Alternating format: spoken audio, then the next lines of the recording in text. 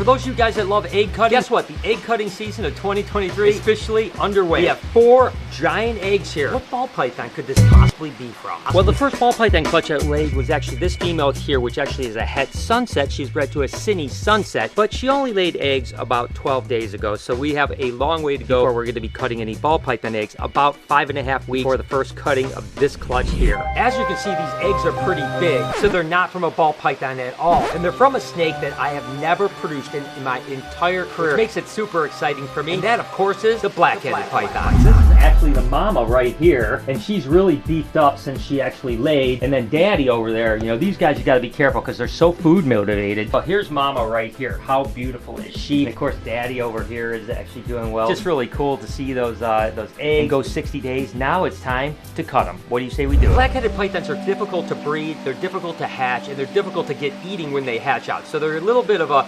challenge, which is something that someone like me really loves. But the one thing is that the hatch rate usually is kind of small. We started out with 7 eggs. We are down to 4 eggs, and I'll be honest with you, this egg here I don't know much about because you can see how it's got like this wet spot on it here. It may be good, it may be not. Now these guys typically hatch at 60 to 65 days. Right now it's 61 days after, so we're within a few days of when they should be hatching. Could hatch anytime. I want to go ahead and see my first baby black-headed pythons that I've ever seen in my entire life. What do you say we just jump in and cut egg number 1? Oh my gosh, am I excited. Just gonna cut a slit in the top like this.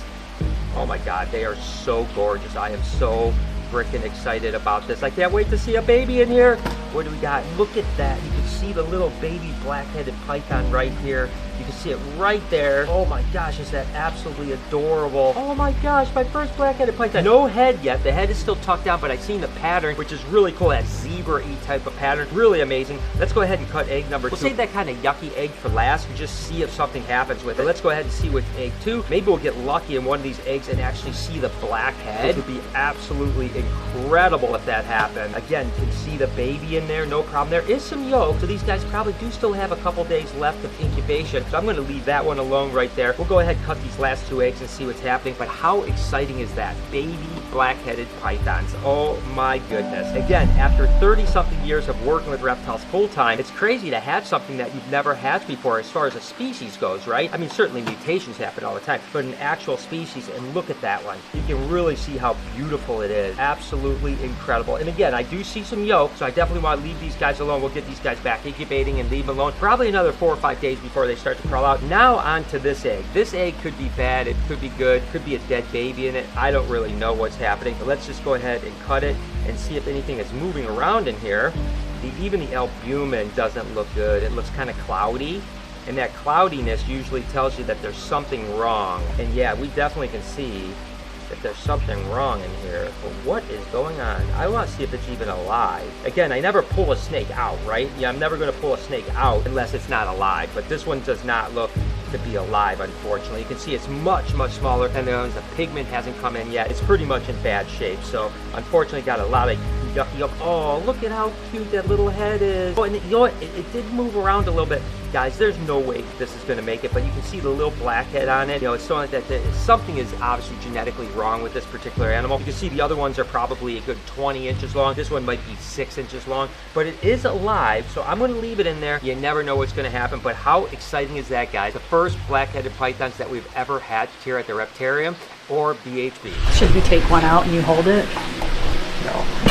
What do you think, Lori? The first time we've ever produced black-headed pythons. I mean, snap and pops it. Right on display, too. It's cool that they bred, they laid eggs right here at the zoo. That's so cool, huh? Pretty amazing. Honestly, I was shocked by that it happened that way, but it's kind of cool. But no, something that, I mean, God, for so long was just like the mecca, you know, to attain and then to finally have them and be able to produce them. Yeah, it's really actually kind of crazy. It is crazy, and I can't wait till these little buggers crawl out of the egg because they're going to be so adorable. Again, it's a little bit of a challenge getting them to eat. I don't know exactly what we do. I heard that they can sometimes eat like frog scent, so our friends at Reptile Links might be able to help us out with that. Great. And so that might be really good, but we'll get them going one way or another. Another 4 or 5 days they'll be out of the eggs and we'll update you on them. What you guys don't know is that we actually have a pair of black-headed pythons, obviously with snap and pop on display. We actually have a pair over at BHB, and this is actually the female that's about to lay eggs. Any day now she's going to lay eggs, and you can look at absolutely how huge she is. She's way bigger than Pop was. Pop had 7 eggs, so I think this girl's going to have somewhere about 10 to 12 eggs. And like I said, anytime. The reason we have have these is because we want to make sure that these go over to the new Reptarium. We'll keep Snap and Pop here, and then we'll have the new Reptarium with the new black-headed pythons, and hopefully they'll breed on display as well. For now, they bred here at BHB, and this girl is about to explode. I'm super excited, our second chance at producing black-headed pythons this year. What's so amazing is here at the Reptarium, we've been producing quite a few animals. That's not like our mission statement here is to produce animals. It just kind of happens, and it's kind of cool when it does, right? Because you've got some animals on display. Now, the majority of animals here at the Reptarium are solitary, so they're obviously not going to breed. But the animals that we have together, almost every single time we put animals that have males and females together, like the milk frogs, they actually reproduce. And these are those little baby frogs right here. Now, we've actually already produced maybe 100 little froglets that have already kind of sold. You know, these are the next batch that are just hatched out, just came into this enclosure here.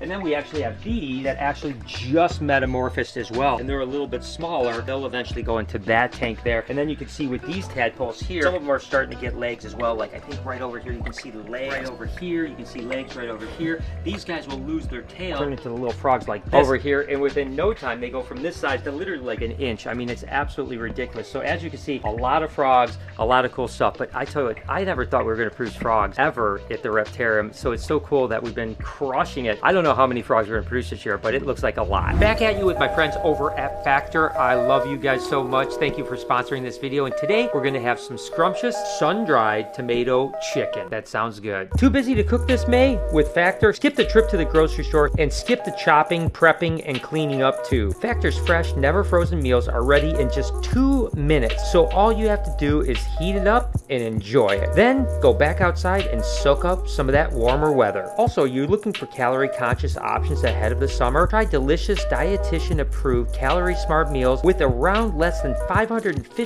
calories per serving. Need an extra boost of energy or support your wellness goals this spring? Try Protein Plus meals with 30 grams of protein or more per serving. We offer delicious, flavor-packed options on the menu each week to fit the variety of lifestyles from keto to calorie-smart, vegan, and veggie, and Protein Plus. Prepared by chefs and approved by dietitians, each meal has all the ingredients you need to feel satisfied all day long while meeting your goals. And if you're looking to mix it up, you can add a protein or select vegan, veggie meals each week. Want to budget this month by cutting back on takeout? Get Factor instead. Not only is Factor cheaper than takeout, but meals are ready faster than restaurant delivered in just 2 minutes. This May, get Factor and enjoy clean eating without the hassle. Simply choose your meals and enjoy fresh, flavor-packed meals delivered right to your door, ready in just 2 minutes, no prep, no mess. Head to Factor75.com or click the link below. Use code BrianB50 to get 50% off your first Factor box. Oh, and my favorite part, looks so good. Smells good too.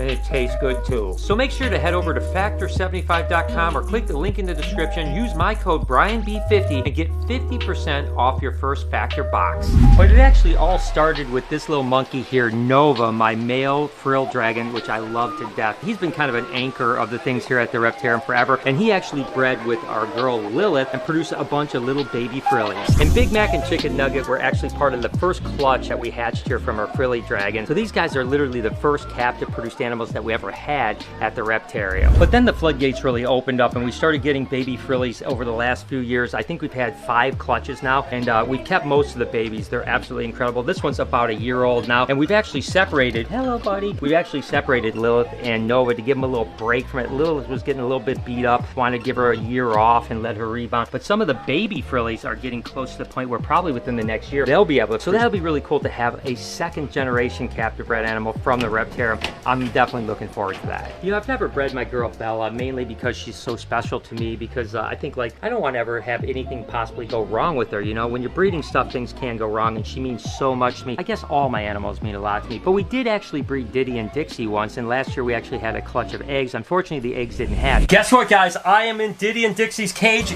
Dixie certainly looks a little bit thinner than she did yesterday. By that, I mean, I know she laid some eggs. So let's go ahead and see what we've got. I've got a little egg box over here, and I can actually see eggs in this box. So we are going on a little bit of an egg hunt right now. Oh my gosh, look at this, guys. We've got rhino iguana eggs. I don't know how many there are here. Looks like some of them are a little bit deflated. I'll go ahead and set them up here. These ones look really good. These ones look really, really good. And I was worried about the fertility of these guys. This is amazing that the fertility looks good. These ones are a little bit crumpled up. I'm not 100% sure. We'll go ahead and candle all these eggs in a minute. Get these in here. I can see a little bit of albumin out of here. So when she was bearing them, she probably trampled on them a little bit and punctured that one, but it does look fertile. These ones, I still think they look fertile. Let's see what we got here.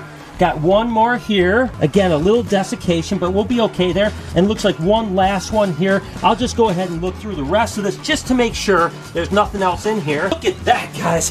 Whoo, doggy. We got some rhino iguana eggs. Diddy and Dixie are gonna be parents. I'm so excited about it. Looks like we've got 2, 4, 6, 8 beautiful eggs. Dixie, you did so good, girl. Oh my God, this is so exciting. What a great way to start the day. I think this year we might have a good chance of producing baby rhino iguanas. That would be another dream come true. But there's still no doubt that the most exciting thing that we ever produced here at the Reptarium on display, green anacondas and my girl Ivy. I mean, she was my baby for the last several years, and for her to produce on display, actually, as soon as we opened up, we actually opened the doors at 4 o'clock to the public. She was having babies at like 4:03. Everyone gathered around and actually saw her have 40-something babies. I'll never forget that day the rest of my life. There's no doubt it was one of the most exciting things that ever happened. All right, guys, I am freaking out right now. Lori, are you freaking out? Are you freaking out? Because I am freaking out. Look at this. Oh my goodness gracious, guys. Are you kidding me right now? Okay, this is 22. Oh, and she's coming hard. 23, 24, 25. She's just protecting her young. She's gonna calm down after a meal or two, but I tell you what, this is crazy. 39 babies, that might be it. I'm gonna continue to look around and see if I can't find any more.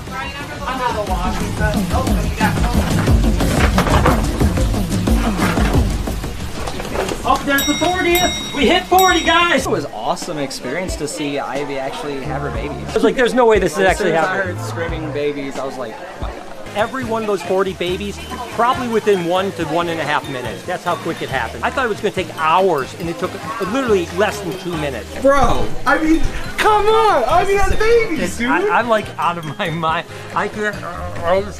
It's almost like a dream. And of course, one of the pinnacles that we produced here over at the Reptarium, the fact that we produced anacondas, it was probably the coolest thing that I've ever done. So it's really neat to see animals over at the Reptarium. Although our mission statement at the Reptarium isn't like producing snakes or reptiles for that matter, but the fact that they'll actually do it on display tells me a lot. It tells me that they're happy, they're healthy, they're enjoying their environment enough to actually reproduce, thinking that their babies are going to have a good life, right? So anacondas, absolutely. There's probably never going to be anything that we ever produce at the Reptarium that's going to be nearly as exciting as when I produced the anacondas. The thing that's really special about all the animals that I just talked about, and including the black cat, these were not only animals that were produced here at the Reptarium, which is amazing in itself, but they're also the first time I've ever produced any one of those species, which is pretty awesome, right? So they, you know, the fact that they were on display and I'd never produced them is pretty cool. Now, don't get me wrong, there are a ton of things that I would love to produce. One of the things I'm really hoping I can produce soon is these Sudan plated lizards. They're just such inquisitive, amazing, super cool animals, heavily keeled scales, and you just don't really see people breeding these guys. So it's kind of a goal of mine to figure out how we can breed them. I think we've got 1 male and 4 females that actually are on display right now, and they're just chunky, beautiful, big, absolutely incredible animals, and I hope that someday I can figure out how to breed them. I think we may have to brumate them for a couple months. We may have to take them off display for a couple months and then put them back on display and actually let them breed. They'll have anywhere from like 4 to 6 eggs typically. The eggs take, you know, up to 3 months to hatch. It would be super cool to produce some Sudan plated lizards. Not to mention, hey, probably everything in here one day I'd like to breed. Hope you guys enjoyed today's video. If you did, there's a playlist that you can watch all kinds of videos. You can also hit that subscription button. It would mean a lot to me. Also, hit that like button while you're down there. Have a wonderful day, Reptile Army. Remember, be kind to someone, and I promise I'll see you in the next one.